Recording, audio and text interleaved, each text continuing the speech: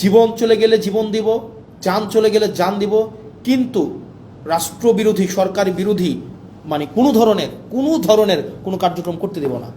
রাষ্ট্রবিরোধী, জনগণ বিরোধী। অনেকেই বলেন যে ভাই আপনি যেভাবে কথা বলতেছেন, এই যে একজন বলতেছে আপনাকে তো সরকার ফান্ড বন্ধ করে দিবে, দিক, সো হোয়াট, মানে আমি কি সরকারের পা চাটবো নাকি? মানে মন্ত্রীর সাথে সম্পর্ক রাখবো একটা অনিচ্ছ সুবিধা পাওয়ার জন্য, সংসদে দাঁড়ায় একটা ন্যায় কথা বলা থেকে বিরত রাখবো নাকি? ভাই মানে আমার জবাবদিহিত হচ্ছে মানুষের কাছে, মন্ত্রীর কাছে না।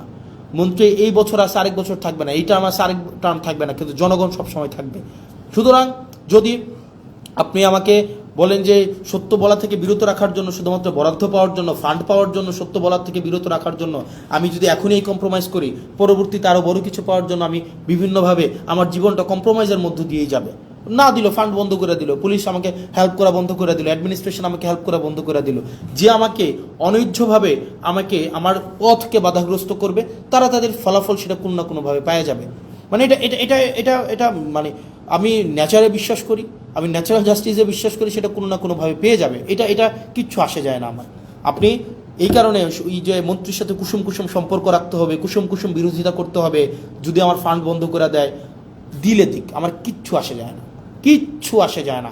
কিন্তু যেটা সত্য, সত্যটাই আমাকে বলতে হবে, যেটা মিথ্যাটা আমাকে প্রকাশ করতে হবে। এর মাঝখানে কোনো ধরনের পার্থক্য রাখা যাবে না। পুলিশ আমাকে সহযোগিতা করলেও আমার কিচ্ছু আসে যায় না, প্রশাসন আমাকে সহযোগিতা করলেও কিচ্ছু আসে যায় না, সরকার আমাকে সহযোগিতা করলেও আমাকে কিচ্ছু আসে যায় না, আমার মন্ত্রীরা আমার বিরোধিতা করলেও আমার কিচ্ছু আসে যায় না, মন্ত্রী আমার ফান্ড বন্ধ করে দিলেও আমার কিচ্ছু আসে যায় না, সচিবরা আমাকে অসহযোগিতা করলেও কিচ্ছু আসে যায় না। মানুষের বাঁচেই কয়দিন, মানুষ বাঁচবেই কয়দিন? মানুষ তো ভাই মানে মৃত্যু পর্যন্ত সারা জীবন ক্ষমতায় থাকবে না। কিন্তু দিন শেষে মানুষ জানুক, জনগণ জানুক, যারা আমাকে ভোট দিছিল, যে মহিলাগুলাকে মানে লাইন ধরে আমাকে ভোট দিছে, বিনা পয়সায় যারা আমাকে ভোট দিছে, তারা জানুক দিন শেষে যে আমি সত্যের পথে ছিলাম। যে ইয়াং প্রজন্ম, শিক্ষিত প্রজন্ম যারা বিনা পয়সায় আমাকে ভোট দিছিল, তাদের কাছে আমার জবাবদিহিতাটা আমি নিশ্চিত করতে চাই। আমি বিশ্বাস করতে চাই, আমি যদি সত্যের পথে থাকি, সেক্ষেত্রে যদি সরকার আমাকে বাধাও দেয়, জনগণ আমার পাশে দাঁড়াবে।